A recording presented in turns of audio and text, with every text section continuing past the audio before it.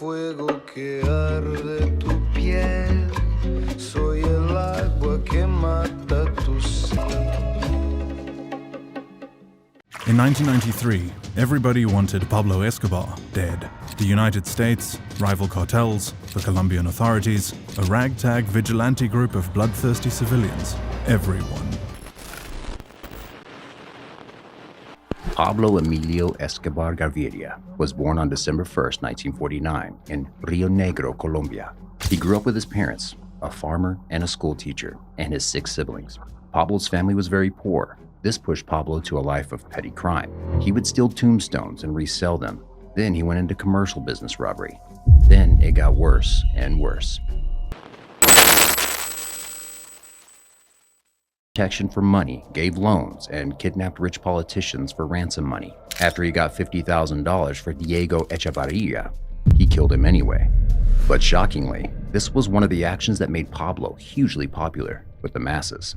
You see, Diego Echevarria was a wildly unpopular politician, and Pablo made it look like he was taking money from the rich to give to the poor communities in Medellin. And as he got richer and richer from illegal businesses, Pablo started building football pitches, restaurants, and even housing for the poor. In the eyes of the people, he was a true Robin Hood. He needed to escape, but he also gave it away.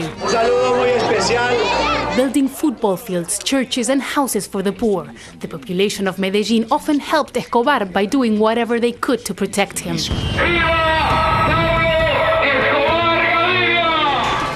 Clota Uribe says she's grateful because she owes her house to the drug baron. In fact, she lives in a neighborhood that now carries his name. Escobar filled the gap left by the government. He gave us money and houses. The government never gave us anything. Of course we love him and remember him every day.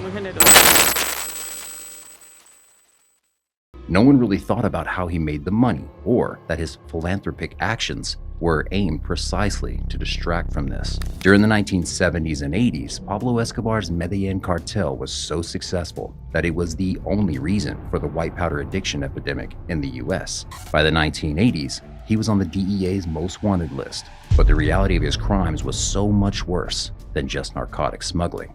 Pablo bribed police officers, judges, and politicians in order to keep his business booming. When they didn't comply, he would have them and their families killed.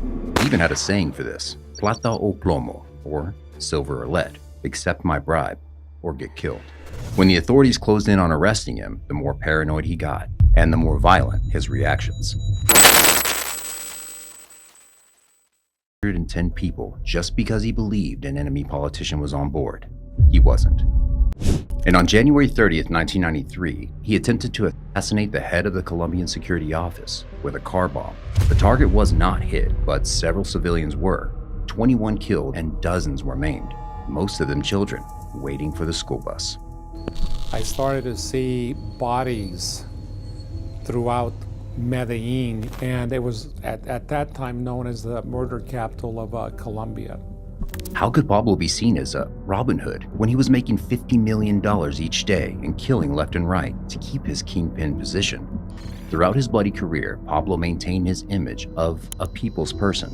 He went to soccer games, held speeches about freedom and glory, and acted like he only made money off rich people's backs to build new places for the poor communities. Most people didn't know he had so much money that was hiding in barrels underground, and most people didn't know he would kill every man he sent to the barrels, so no one would know their location.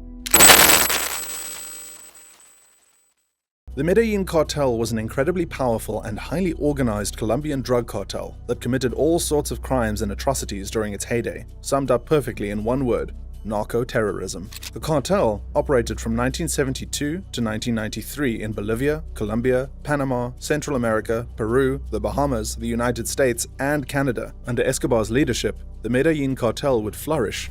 What started out as a small network in the early 1970s was raking in $60 million daily in drug profits. But unlike its rise, the cartel's fall was a gradual affair, a cascade of actions that would lead to the Medellin Cartel being devoured by their strongest rival, the Cali Cartel. Widely believed that Los Pepes, a group founded by rivals of the Medellin Cartel, while others argue it was political reprisals by the Colombian and United States governments, not mere assassinations. But one thing is clear: several key members of the Medellin Cartel are not alive today. In fact, the last of Escobar's lieutenants to be assassinated was Juan Diego Arquila Henao. He had been released from a Colombian prison in 2002 and ran away to Venezuela to avoid Los Pepes. However, he couldn't run far enough. He was shot and killed in his Jeep Cherokee near his home in Cumaná, Venezuela in 2007. There are, however, a few key members of the Medellin Cartel alive to this day, like Escobar's brother, Roberto de Jesus Escobar Gaviria, nicknamed El Osito. He was the former accountant and co-founder of the Medellin Cartel. For his part in the operations of the cartel, he would spend more than 10 years in prison.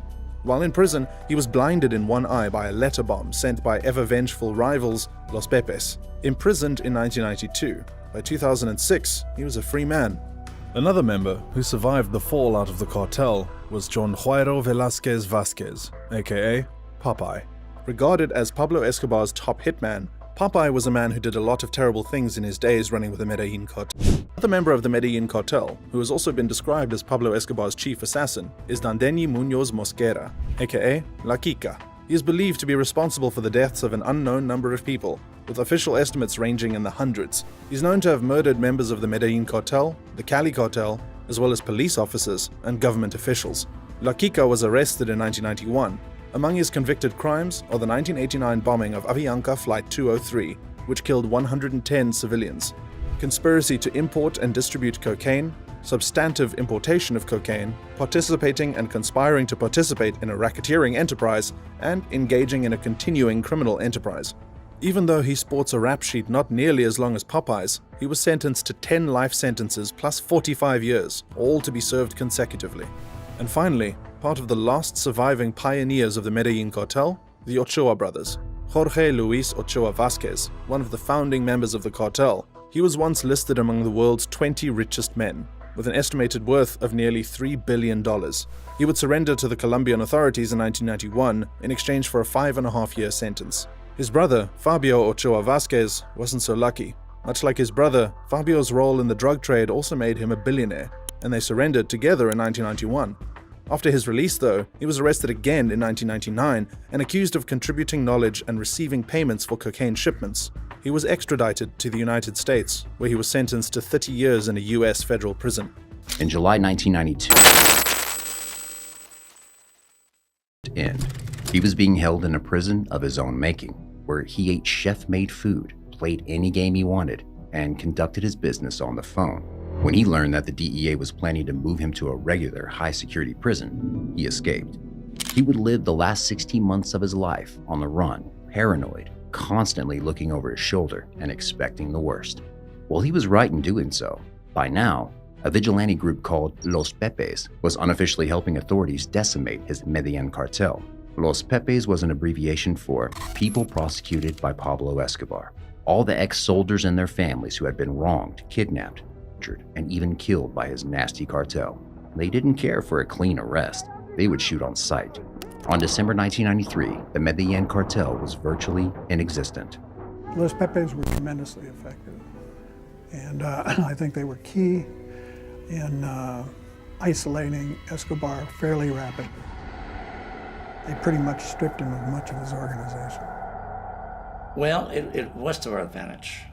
You got to give Los Pepes a lot of credit for Pablo Escobar's demise.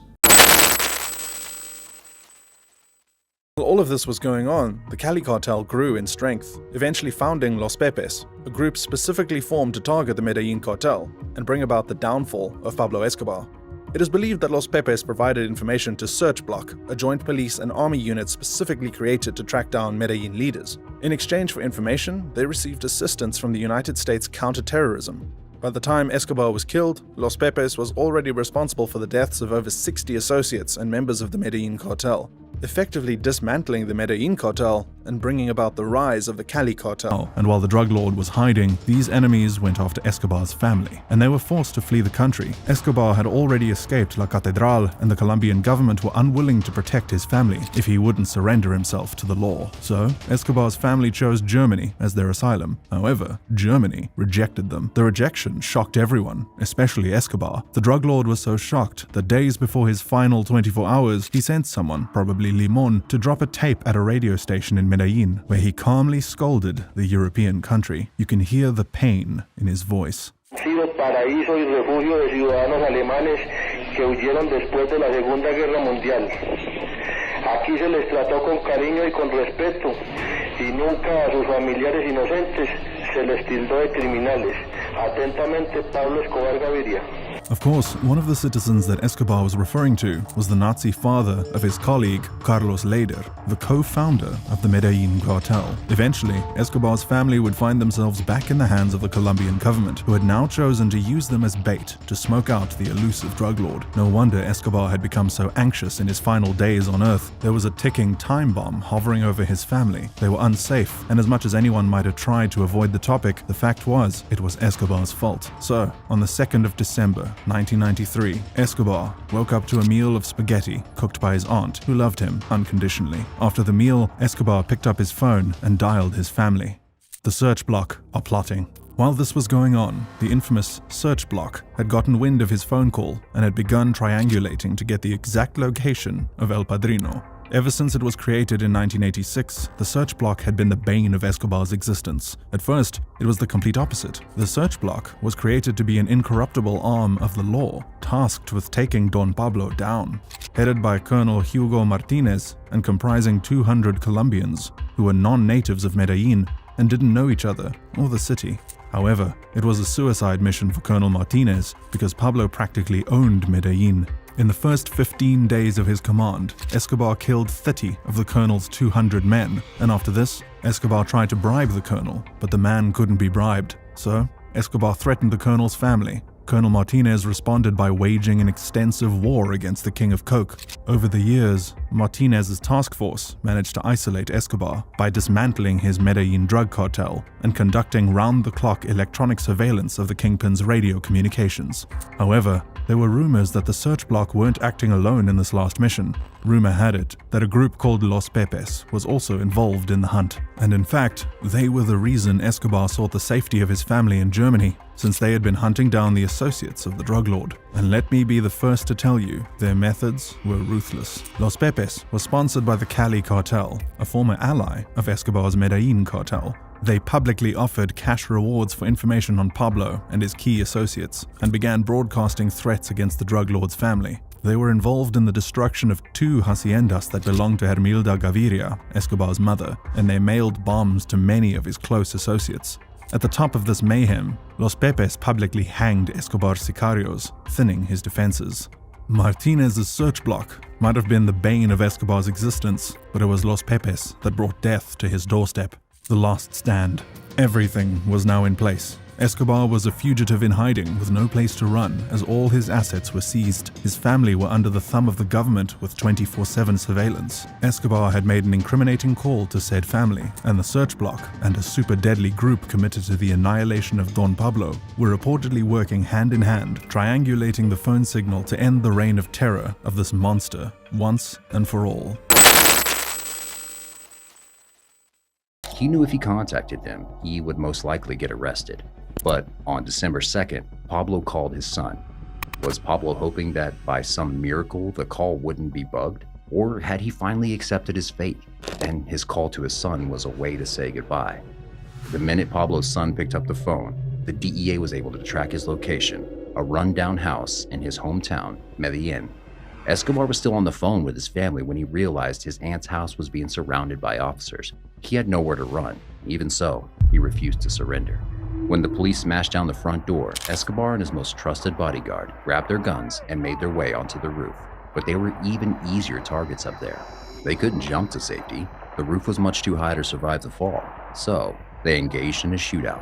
But this time, having the higher ground did not work in their favor. Pablo and Limon fought multiple times until they succumbed to their wounds. Escobar continued to fire his gun as he fell to his death. One last shot to his head ended Pablo Escobar's reign of terror. For the officers, this was a good enough reason to party. When Pablo Escobar was killed on that rooftop, the very first message transferred over the radio was, "Viva Colombia! Matamos a Pablo Escobar." Long live Colombia. We've just killed Pablo Escobar. But the people of Colombia had very divisive opinions about his death. Lord Pablo Escobar was killed today, 16 months after his escape from prison. News of Pablo's death sent shockwaves through the globe. It was almost hard to believe that the kingpin who had terrorized a country for so long was finally gone. In Colombia, people flooded the streets as emotions ran high, but the sadness was visible. People were mourning Pablo's loss. Some were also outraged that Pablo's family had been arrested. It was clear that these people still looked up to the late Pablo Escobar. He was the hero of the poor, and no amount of crimes would change his image. 2 days after his death, Pablo Escobar's funeral took place in Medellin. To say the streets were crammed would be an understatement.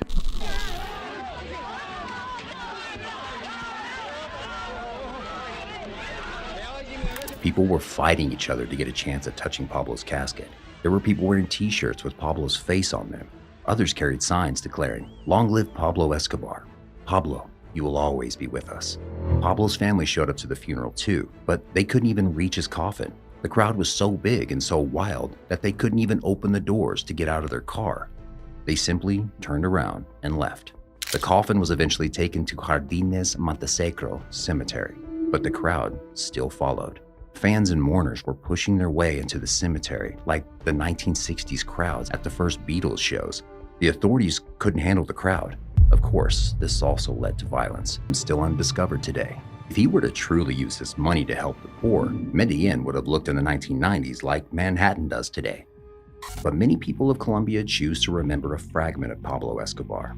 Some remember his atrocities. Some remember his good deeds and romanticize his story as a Robin Hood quest. Other people complain that even now, 3 decades later, Colombian passports still get strange looks and extra verification time, simply because Pablo Escobar's dark spot in Colombian history. The question remains, has public opinion changed since Pablo's crazed funeral? Do thousands still adore him, or is the newer generation more skeptical? And how did the Narcos series change the general opinion? Do TV shows romanticize criminal stories too?